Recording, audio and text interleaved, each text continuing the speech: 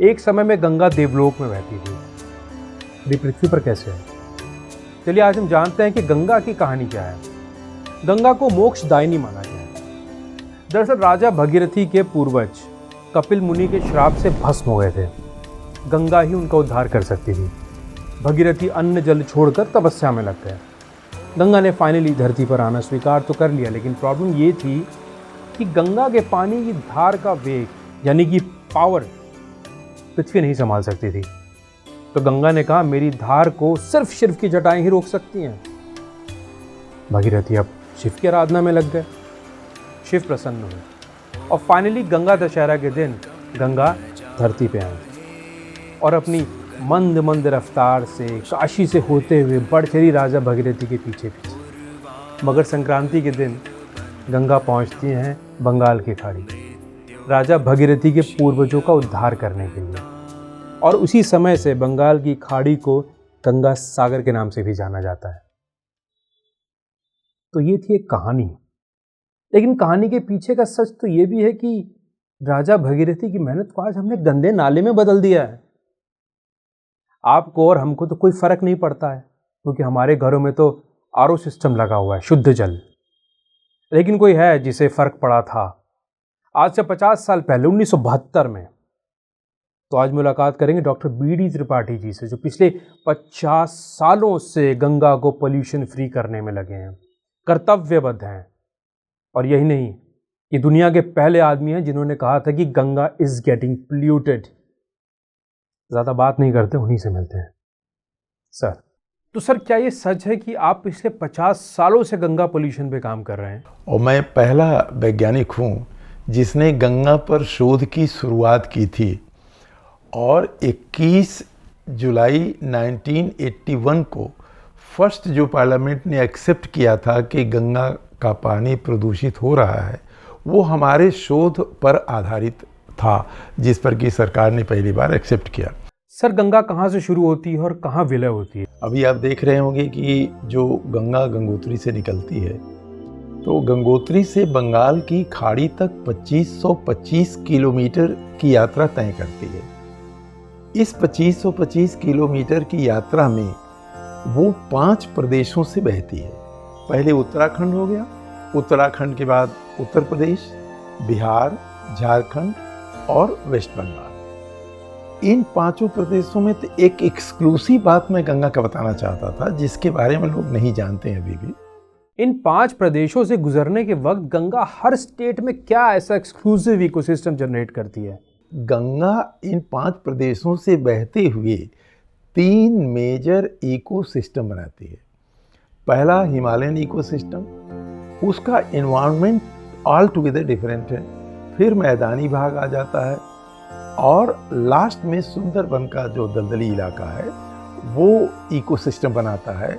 तो मैं बार बार सरकार से भी मैंने कहा, लोगों से भी मैंने कहा कि गंगा की समस्याओं को समाधान के लिए हमें इन तीनों इकोसिस्टम को प्रॉपर ढंग से समझना पड़ेगा और तब उसकी समस्या का समाधान हम दे सकते हैं। सो गंगा बेसिकली 5 स्टेट से गुजरते वक्त अलग अलग इकोसिस्टम्स बनाती है। तो ये बेसिकली किस तरह का इकोसिस्टम है? यहाँ गंगा का पानी नहीं है, वहाँ का टेम्परेचर है, वहाँ के जीव जंतु हैं, वहाँ की बायोडाइवर्सिटी है, वहाँ का सॉइल है, वहाँ सारी चीज़ें उसमें आती हैं। ये टोटल एक इकोसिस्टम बनाती है। तो हमारा ही कहना है कि जो प्लान हम मैदानी भागों में लागू कर रहे हैं, उसी को हम उत्तराखंड में नहीं कर सकते, उसी को हम सुंदरबन में भी लागू नहीं कर सकते। ये जो डिफरेंट इकोसिस्टम हैं, उनका जो ट्रीटमेंट है, उसे हम कैसे समझ सकते हैं? तीनों इकोसिस्टम में ये है कि आप देखिए, जो पूरी बॉडी की एंजाइमेटिक एक्टिविटीज़ हैं, they are controlled by the temperature. कुछ बैक्टीरिया ऐसे हैं जो 25 डिग्री सेंटीग्रेड पर ग्रो करते हैं, कुछ ऐसे हैं जो 30 पर करते हैं, कुछ 37 पर करते हैं, ठीक है। और जो सीवेज ट्रीटमेंट प्लांट का डिग्रेडेशनल प्रोसेस है, that is totally based on the bacteria. आप क्या करते हैं, सब्जी को ले आके फ्रिज में क्यों रखते हैं? इसलिए कि वो सड़े ना। 4 डिग्री टेम्परेचर या 4 से नीचे टेम्परेचर हो रहता है फ्रिज का आपका। उत्तराखंड में आप जानते हैं कि -21 डिग्री सेंटीग्रेड टेम्परेचर चला जाता है और बहुत कम होता है तो भी 4-5 डिग्री तो रहता ही है।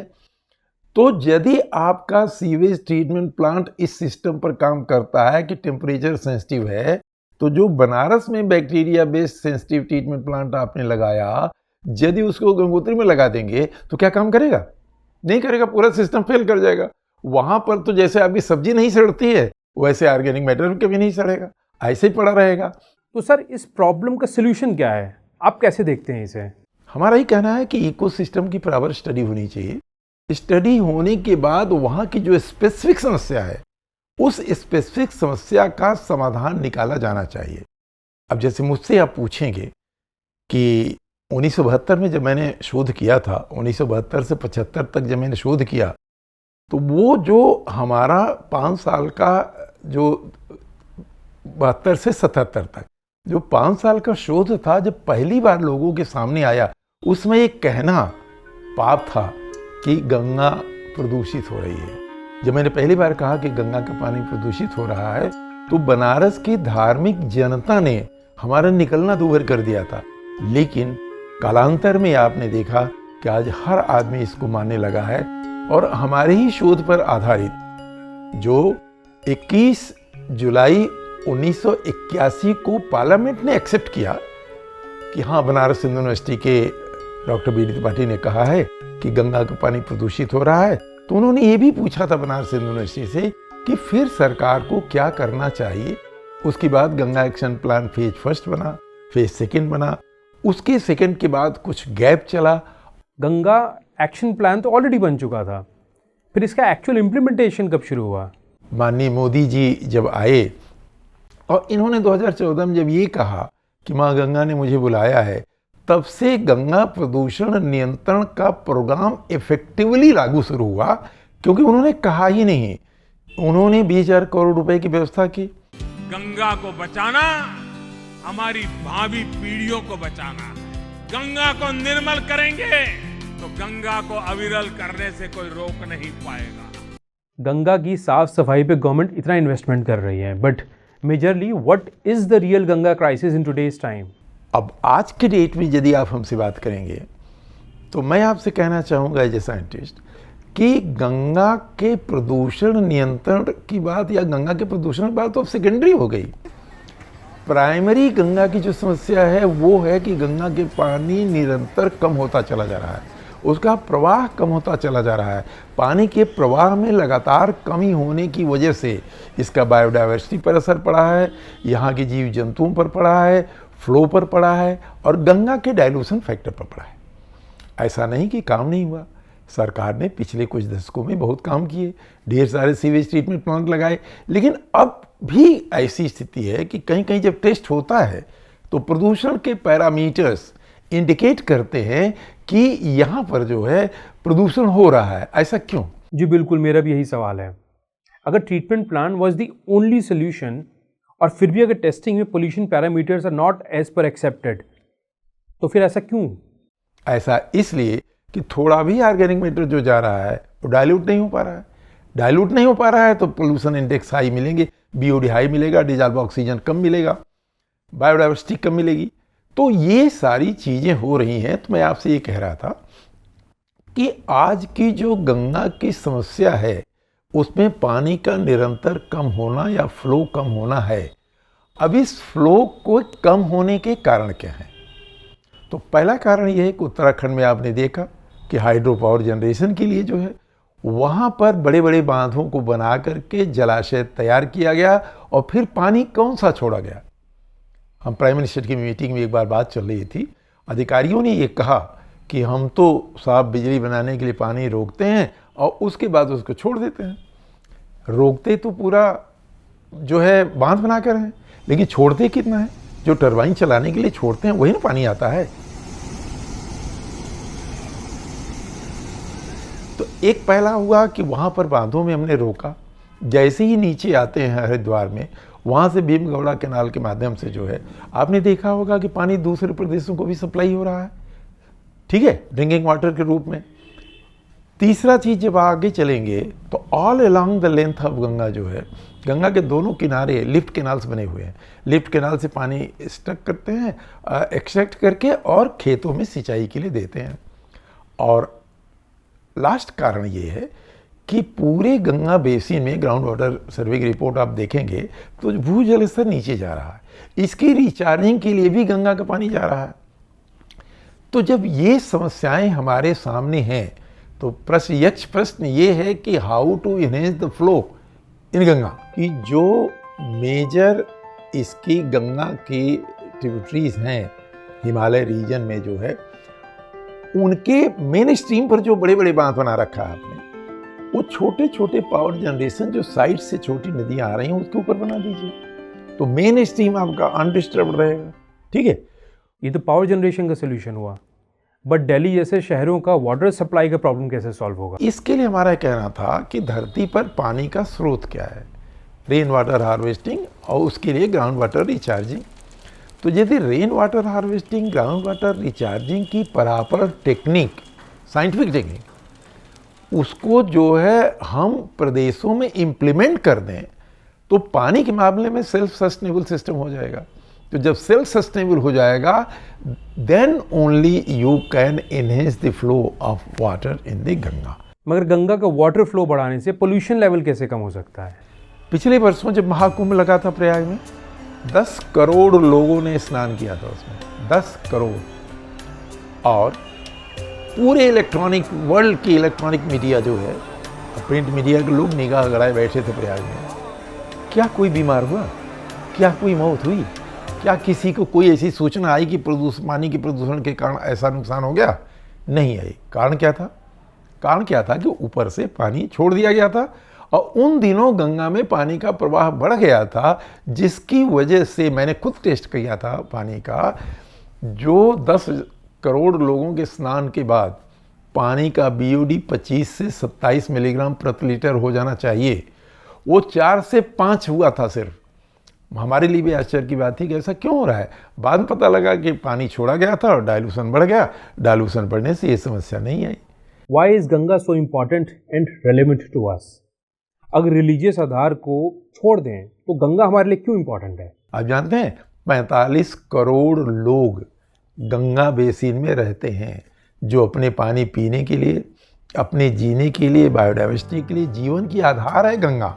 और यदि गंगा सूखी तो एज ए साइंटिस्ट हमारा दावा है कि ये 45 करोड़ लोगों का जीवन खतरे में पड़ जाएगा, उसको बचाना मुश्किल हो जाएगा। गंगा बेसिन में पूरी खेती जो है गंगा के पानी पर निर्भर कर रही है।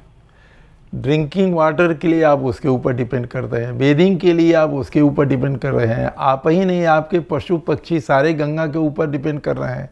आज जो है यदि गंगा का पानी न हो तो बिस्लेरी का पानी मंगाएंगे, एक बोतल का दाम आप जानते हैं, और आपके यूज़ में कितना पानी लगेगा उसको कैलकुलेट कर लीजिए। खेती की सिंचाई बंद हो जाएगी, खेती की सिंचाई बंद हो जाएगी तो उत्पाद बंद हो जाएगा, पूरी की पूरी इकोनॉमी आपकी धराशायी हो जाएगी। यद्यपि कहानी है कि राजा भगीरथ के 700 पुरखे जो है वो जल गए थे, और जलने के बाद जो है यहाँ पानी का अभाव हो गया था, तो भगीरथ ने प्रार्थना करके गंगा को लाया। यदि आप साइंटिफिक दृष्टि से देखें तो आज गंगा को सुखा दीजिए, सारे लोग जल जाएंगे, माने मर जाएंगे, और क्या हो जाएगा? टेम्परेचर हाई हो जाएगा, टेम्परेचर हाई हो जाएगा तो माने जल ही जाएंगे लोग ना। तो कहानी नहीं है, वो साइंस है। इसलिए मैं बार बार लोगों से रिक्वेस्ट करता हूँ कि गंगा को नदी समझ के मत बचाइए। गंगा बचाने की बात इसलिए होनी चाहिए कि 45 करोड़ लोगों का जीवन इससे जुड़ा हुआ है, इसलिए हमें गंगा की ज़रूरत है। हमें यहाँ किसी पार्टी या व्यक्ति विशेष, जाति, धर्म, इससे कोई मतलब नहीं है। गंगा के पानी का dissolve oxygen is around 12 to 13 milligram per litre, पर जैसे ही पानी तराई रीजन्स में आता है, level of oxygen falls to around 8 milligram per litre at few places. But ऐसा क्यों है कि पहाड़ों पे डिजॉल्व ऑक्सीजन की मात्रा बहुत ज़्यादा है? वहाँ का पानी ऊपर से आता है पहाड़ों से, वहाँ पर डिजॉल्व ऑक्सीजन की मात्रा बहुत ज़्यादा होती है। इतना डिजॉल्व ऑक्सीजन कहीं नहीं है। उसका कारण क्या है कि हवा में जो 21% ऑक्सीजन होती है वो पानी के संपर्क में जैसे आता है उसमें डिजॉल्व हो जाता है। तो DO पानी का वहाँ 12-13 मिलीग्राम प्रति लीटर हो जाता है, जबकि मैदानी भाग में आप आ जाइए तो मैदानी भाग में आपको 7-8 मिलीग्राम प्रति लीटर मिलेगा, और दलदली में चले जाइए तो और भी कम हो जाता है। तो जब प्रदूषण की बात हम करते हैं, इसीलिए मैंने कहा ना कि उस सिस्टम को वहाँ नहीं लगा सकते जिसको हम यहाँ लगा रहे हैं, और यही ट्रीटमेंट प्लांट हम सुंदरबन में नहीं लगा सकते।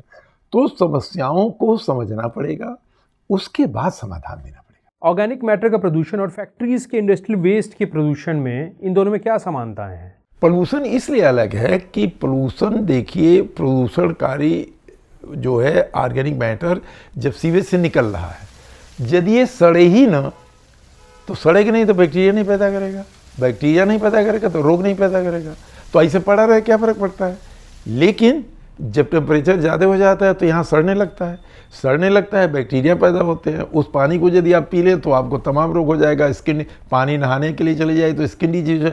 तो इस तरह से जो यदि हैवी मेटल की बात नहीं है, जो persistent lead, cadmium, chromium, nickel, ये सब जो हैं, चाहे उत्तराखंड में डाले जा रहे हो, चाहे बनारस में डाला जा रहा हो, चाहे वेस्ट बंगाल में डाला जा रहा हो, वो एक ही तरह का होगा, लेकिन और ऑर्गेनिक मैटर की क्वालिटी डिफरेंट हो जाती है। What is the biggest pollutant in Ganga? Sewage. Sewage is the biggest. यहाँ पर बनारस में सीवेज के साथ साथ पहले जब मैंने शोध शुरू किया था, हरिश्चंद्र और मणिकर्णिका 2 बर्निंग घाट हैं यहाँ पर। वहाँ पर हमने आइडेंटिफाई किया था कि 33,000, एनुअल डाटा है ये, 33,000 डेड बॉडीज, 16,000 टन जो है ड्राई वुड से जलाए जाते थे, ओपन फायर बर्निंग होती थी यहाँ पर हरिश्चंद्र और मणिकर्णिका में। डेड बॉडी क्रीमेशन से पोल्यूशन का क्या रिलेशन है? हमारे यहाँ एक मान्यता है, मान्यता ये है कि पूरी बॉडी को जलाया नहीं जाना चाहिए। तो पहले ये तब की मान्यता थी जब ये था कि जलीय जीव, कुछ मांसाहारी कछुए वगैरह होते थे तो होता थोड़ा मांस का हिस्सा उनके भोजन के रूप में डाल दिया जाए। लेकिन जब 33,000 मुर्दा जलाने लगे आप जो है, तो उसमें तो करीब 300 टन अधजला मांस आने लगा। तो 300 टन अधजला मांस ये दोनों घाटों से जो निकलने लगा, उससे भी गंगा प्रदूषित होने लगी, राख से प्रदूषित होने लगी। क्योंकि उस समय मैंने एस्टिमेट किया था कि 3,000 जानवरों की लाशें और करीब 2,500 जो है बच्चों और आदमियों की लाशें बिना जलाए गंगा में प्रवाहित कर दी जाती थीं। इसका सोल्यूशन क्या है फिर? अब जैसे घाटों की आप ले लीजिए, बनारस में जो घाट, एक योजना हमारे यहाँ कुछ बरस पहले आई, हम ही ने सजेस्ट किया था कि 3,000 टन जो अधजला मांस आ रहा है, इसको खाने के लिए मांसाहारी कछुओं को यदि पाल दिया जाए, तो बनारस में सरकार ने कछुआ सेंचुरी डिक्लेयर कर दी।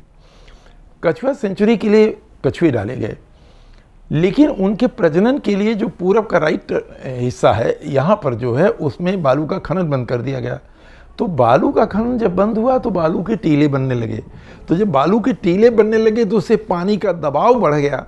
पानी का दबाव बढ़ा तो घाटों पर, तो जब घाट एकदम से मिट्टी के तल से जब पानी, आप जानते हैं कि सरफेस का फ्लो सबसे ज़्यादा होता है, वो मिट्टी के नज़दीक आई तो मिट्टी का कटाव शुरू हो गया। तो बहुत से घाट ऐसे हैं जहां आप देखेंगे कि वहां पर मिट्टी काफ़ी कट गई है, अंदर तक पोल हो गया है। कहां तक पोल हो गया है कोई नहीं जानता। अभी आज के डेट में यदि आप जाएंगे तो काशी के बहुत से घाट ऐसे हैं जो टूट टूट के गिर रहे हैं।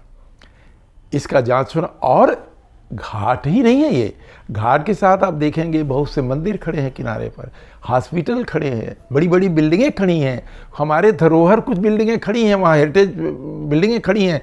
तो यदि ऐसा हुआ तो डर ये है कि जैसे उत्तराखंड में त्रासदी आई, ऐसी त्रासदी वाराणसी में भी आ सकती है यदि हमने नहीं चेता तो। गंगा और भी कई बड़े शहरों से होकर गुजरती है, लेकिन काशी से गुजरते वक्त उसमें ऐसी क्या खासियत है? काशी में गंगा अर्धचंद्राकार है, जानते हैं? अर्धचंद्राकार होने का मेन कारण घाटों की वजह से है। यहाँ हाफ मून कर्वेचर है, और हाफ मून कर्वेचर की वजह से गंगा की फ्लो की क्वालिटी बदल जाती है।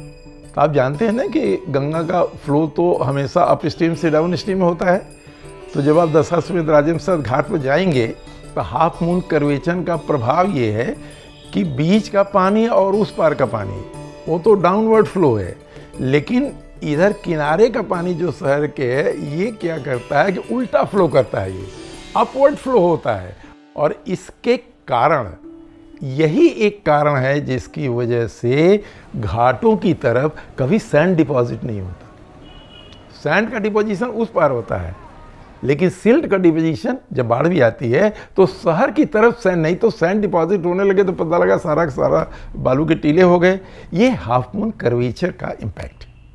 सर, कैसा बैकलेश आपने रिसीव किया जब आपने पहली बार इस बात को BBC लंदन में रखा था? जब शुरू मैंने कहा गंगा का पानी प्रदूषित हो रहा तो मुझे बड़ा झेलना पड़ता था, बाहर निकलना हमारा मुश्किल हो गया था। लोग कहते थे कि अरे आप बताइए, ब्राह्मण हो के कह रहे हैं कि गंगा मैया का पानी प्रदूषित हो रहा है। कुछ लोग जो बहुत नज़दीकी थे कहते थे नरक हो जाएगा नरक। तो हमने सब झेला है। लेकिन गंगा के पोल्यूशन पे काम करने का आपके मन में ख्याल कैसे आया? शार्ट में एक स्टोरी मैं ये बता दूं, क्योंकि BBC के पत्रकार ने मुझसे पूछा था कि सर पिछले 50 वर्षों से आप एक ही समस्या पर काम कर रहे हैं, मैंने आज तक किसी को नहीं देखा जो एक ही समस्या पर इतने वर्षों से लगातार काम कर रहा हो। तो उसको मैंने जो जवाब दिया था मैं आपको भी बता दे रहा हूँ। हुआ क्या, 1972 में मैं अपनी माँ को स्नान कराने, गंगा स्नान करने राजेंद्र प्रसाद घाट पर ले गया था। वो गंगा में स्नान करने गई थी। वो हाफ मून कर्वेचर मैंने बताया, उसकी वजह से यदि कोई मरा हुआ जीव किनारे आ जाए तो बहते नहीं था, वो इधर घूमता रहता था। एक मरी हुई गाय थी, उसमें उसके ऊपर गिद्ध कौवे नोच नोच के, मैं कह रहा हूँ तो हमें वो दृश्य दिख रहा है, मांस खा रहे थे। बड़ा विभत्स दृश्य था। अम्मा स्नान करके निकली तो मैंने कहा कि अम्मा गंगा का पानी बड़ा गंदा हो रहा है।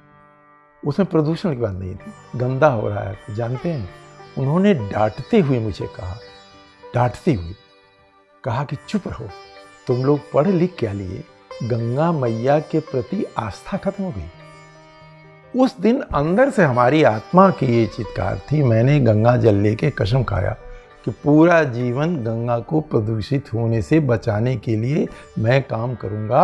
और मैं एयर पोल्यूशन पर काम करने वाला था, फिर मैं वाटर पोल्यूशन पर काम करना शुरू किया, पूरा शोध किया, सारा कुछ किया।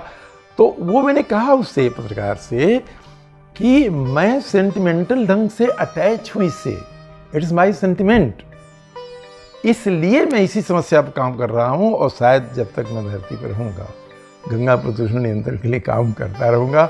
और हमारा एक और भी मानना है, मैं बताऊँ राहुल जी आपसे, कि यदि यह बात सच है कि गंगा के एक बूंद से स्वर्ग और मोक्ष मिलता है, तो हमने इतना जो काम किया है, कम से कम एक कुर्सी तो वहाँ सुरक्षित मिलेगी।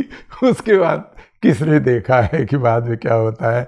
लोगों की देखिए भावना रहती है ना कि हम गंगा के किनारे मरें, और यदि नहीं मौत वहाँ गंगा किनारे होती है या हमारा दाह संस्कार नहीं होता है, तो कम से कम हमारी राख ही सही गंगा में चली जाए। लोग सोचते हैं कि नहीं, एक बूंद से स्वर्ग और मोक्ष की कामना करते हैं। बिल्कुल सही बात है, एक बूंद से ही तो स्वर्ग और मोक्ष मिलता है। मगर गंगा की हर एक बूंद जो है वो बाकी नदियों से बहुत अलग है। So what is so peculiar about Ganga river? देखिए, गंगा की कुछ वाटर क्वालिटी ऐसी है जो दुनिया की सारी नदियों से अलग करता है। गंगा में क्या है, पहली बात तो है कि डिजॉल्व ऑक्सीजन की मात्रा सबसे ज़्यादा है। दूसरी चीज़ है, हिमालय के मिनरल्स जो गंगा के पानी में आते हैं वो दवाओं के काम में आते हैं। इसीलिए पहले कहा गया था कि गंगा का पानी औषधि के रूप में काम करता है। हिमालयी क्षेत्र में जितनी औषधियाँ हैं उनकी जड़ों से जो पानी निकल छन छन करके आता है, उसमें बहुत से अल्कलाइड्स होते हैं, मिनरल्स एक और वो अल्कलाइड दो, वो चीज़ें पानी में आ रही हैं। इसीलिए देखा गया है कि यदि किसी नदी में ऑर्गेनिक मैटर को आप डाल दें तो 20 से 25 किलोमीटर के बाद यदि बहती नदी है तो उस ऑर्गेनिक मैटर का कोई ट्रेस नहीं मिलेगा। लेकिन गंगा में 10 से 12 किलोमीटर दूरी पर ही आपको कोई उसका प्रभाव नहीं मिलेगा। इस बात को क्या आप विद एग्जाम्पल समझा सकते हैं अगर बेहतर हो तो? कि जो कानपुर का प्रदूषण है वो इलाहाबाद को अफेक्ट नहीं करता है, इलाहाबाद वाला मिर्ज़ापुर नहीं करता, मिर्ज़ापुर वाला बनारस को नहीं करता। बनारस क्यों? क्योंकि गंगा के पानी की एक क्वालिटी है कि प्रदूषकों का डिग्रेडेशन बहुत फास्ट हो जाता है इसमें, लेकिन उसकी भी एक क्षमता है। हमारी आपके पेट की पाचन क्षमता है। मान लीजिए कि हम 200 ग्राम खाने की क्षमता है और उसी में 1000 ग्राम डाल दें तो क्या होगा? आम आदमी, a common man like me, क्या भूमिका निभा सकता है गंगा का प्रदूषण रोकने में? आम आदमी से जो थोड़ा बहुत प्रदूषण हो रहा है उसी को खुद रोक ले। इसके अलावा आम आदमी की कोई भूमिका ही नहीं है इसमें। आपको क्या लगता है कि आम आदमी सीवेज ट्रीटमेंट करेगा? वो तो करेगा नहीं, संभव नहीं है। ये सब काम सरकार के जिम्मे है, लेकिन आम आदमी जो गंदगी खुद करता है उससे भी यदि हम रोक पाएं तो एक बहुत बड़ी उपलब्धि होगी। आज जो हालत है गंगा की, आज से 100 साल पहले गंगा में प्रदूषण नहीं था। क्यों? तो क्यों प्रदूषण नहीं था? तो उसमें हमारी अपनी सोच है कि गंगा के प्रति जो हमारी आस्था थी, उस आस्था की वजह से हम कोई प्रदूषित चीज उसमें नहीं डालते थे।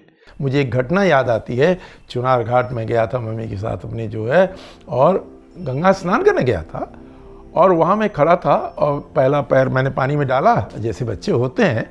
मैं करीब 5-6 साल का था, अब मैं पैर हिला रहा था, एक चांटा मुझे पड़ा। हमने कहा अरे ये क्या अम्मा, हमारी गलती क्या है, मैंने क्या किया?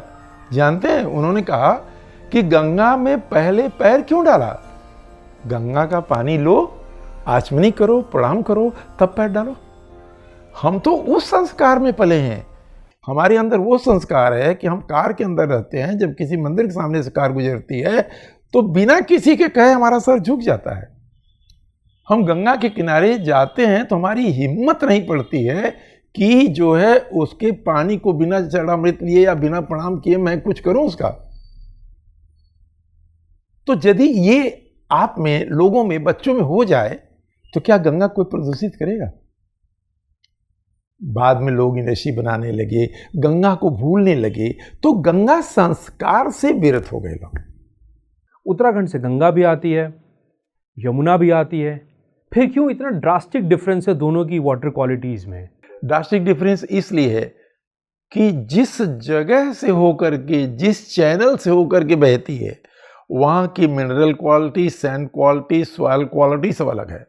तो जिस इलाके से गंगा की जो ट्रिब्यूटरीज आ रही हैं और जमुना के आ रही हैं, दोनों ऑल टुगेदर डिफरेंट है। खाली हिमालय कह देने से नहीं काम होता है ना। और आप जानते हैं कि मान लीजिए कि पानी बह रहा है और एक नमक का डालडा एक जगह रख दीजिए, तो पानी नमकीन हो जाएगा ना आगे? तो जो मिनरल्स हैं वो तो भूल ही जाएंगे ना। तो ये जो मिनरल्स आ रहे हैं गंगा और यमुना के अलग अलग बहने से, उस क्षेत्र के का मिनरल्स का प्रभाव है। जिस जगह से देखे, गंगा का पानी जितना महत्वपूर्ण है उतना ही गंगा का पथ महत्वपूर्ण है। जिस पथ से गंगा चलती है वह पथ गंगा की क्वालिटी को मेंटेन करता है। हमेशा ऐसा महसूस करते हैं कि स्कूल के बच्चे प्रिजर्वेशन और कॉन्जर्वेशन में हम लोगों से बहुत ज़्यादा आगे हैं। हम लोग तो सिर्फ किताबों में फंसे रह गए हैं। आज के बच्चे खेल खेल में वो कर जाते हैं जिसके लिए हम लोग पंचवर्षीय योजनाएं बनाते फिरते हैं। ऐसा बच्चों के साथ ऐसा क्या किया जाए, उनको ऐसे कैसे मोटिवेट किया जाए कि वो लोग गंगा की साफ सफाई के लिए आगे बढ़ के हिस्सेदारी निभाएं? देखिए, गंगा बचाने के लिए जो हम बच्चों को कहते हैं तो पहले तो ये कहते हैं कि हमसे स्वयं से गंगा प्रदूषित न हो। तो स्वयं हम क्या करते हैं? पहला काम तो हम करते हैं कि साबुन या सर्फ लगा के वहाँ स्नान करते हैं या कपड़ा साफ करते हैं, अपने भैंसों को नहलाते हैं और तमाम गंदगियों को ले जा कर के वहाँ फेंक देते हैं। तो पूजा पाठ की सामग्री के नाम पर घर के और भी कूड़े, नाम होता है पूजा पाठ की सामग्री लेकिन घर के बहुत से कूड़े गंगा में ले जाके गिरा देते हैं। बहुत से लोग गंगा किनारे जाके शौच कर देते हैं। तो जब हम उनको बताते हैं कि गंगा को गंदा करने से ऊपर स्वर्ग में जो है आपको नरक मिल जाएगा, तब वो आदमी घबरा जाता है। दूसरा, उसको जब बताया जाता है कि देखिए आप गंगा को गंदा करेंगे तो गंदा पानी रहेगा, वही पानी आप पिएंगे ढेर सारा बैक्टीरिया हो जाएगा, फंजाई हो जाएगा, आपके अंदर रोग पैदा, तब वो सोचता है कि अरे गंगा का पानी गंदा नहीं करना चाहिए जो है। तो इस तरह से लोगों को गंगा से हम लोग जोड़ने का काम करते हैं। देखिए, जब आपका स्वार्थ जुटेगा, आपको ये पता लग जाए कि इस पानी में यदि हम कोई गंदा चीज़ मिलाएंगे तो वही पानी हम पी भी रहे हैं तो हमें नुकसान करेगा, तो आप कभी गंदगी नहीं मिलाएंगे। Sir, as we are heading towards the end of the film, आप इतनी इंपॉर्टेंट इन्फॉर्मेशन को कैसे सम अप करना चाहेंगे जिससे जागरूकता और ज़्यादा फैल सके? एक बात और मैं कहना चाहता था जिसको आप लोग सीरियसली लीजिए। आजकल कुछ शौकिया लोग बोलने लगे हैं कि गंगा का पानी जहरीला हो गया है, गंगा का पानी सेप्टिक हो गया है, गंगा का पानी छूने लायक नहीं है, चरणामृत लेने लायक नहीं है, यह 100% असत्य है। सिर्फ गंगा का पानी वहीं प्रदूषित है जहां पर सीवेज डायरेक्ट गिर रहा है और उससे करीब आधा किलोमीटर का एरिया जो है उससे प्रभावित है। कोई साइंटिस्ट नहीं कहेगा गंगा के पानी से कैंसर हो रहा है, कोई रिसर्च आज तक नहीं आया है कि गंगा के पानी से कैंसर हुआ किसी को जो है। लेकिन एक एग्जाम्पल मैंने आपको दिया कि कुंभ में 10 करोड़ लोगों ने स्नान किया, एक भी आदमी नहीं मरा। ये भयावह स्थिति हैवक क्रिएट करने की जो एक होड़ लग गई है लोगों के अंदर जो है, जिनको कोई कह रहा है गंगा के पानी से कैंसर हो, बिना किसी शोध के, बिना किसी बात के, तो ये कह देने से क्या है कि एक आम जनता में भ्रांति पैदा हो जाती है, हैवक क्रिएट हो जाता है। ऐसा नहीं होना चाहिए। तो चूंकि आप फिल्म से जुड़े हुए हैं, इसलिए it is personal request you कि आप जब भी कहीं कोई चीज़ साइट करें तो इस बात को कतई ना कहें कि पूरी गंगा प्रदूषित है और गंगा का पानी सेप्टिक हो गया है, गंगा के पानी से कैंसर हो गया है। इस तरह का स्टेटमेंट नहीं आना चाहिए। राज कपूर ने 1985 में कहा था, राम तेरी गंगा मैली, और कह के भूल गए। फिल्मी दुनिया के हीरो तो कह के भूल जाते हैं ना। तो डॉक्टर त्रिपाठी जैसे रियल लाइफ हीरो एक बार कसम खा लेते हैं तो मरते दम तक निभाते हैं। हम दुआ करते हैं कि स्वर्ग में उनके लिए एक कुर्सी सलामत रहे। इस कहानी को शेयर कीजिए ताकि आने वाली जनरेशन गंगा और उसके बाकी नदियों को बचाने में भागीदारी दे सके। उम्मीद है आपको ये प्रयास पसंद आया होगा। गंगा और काशी सीरीज में जल्द मिलेंगे एक नई अनसंग इंडियन से एक नई कहानी के साथ। तब तक जय हिंद।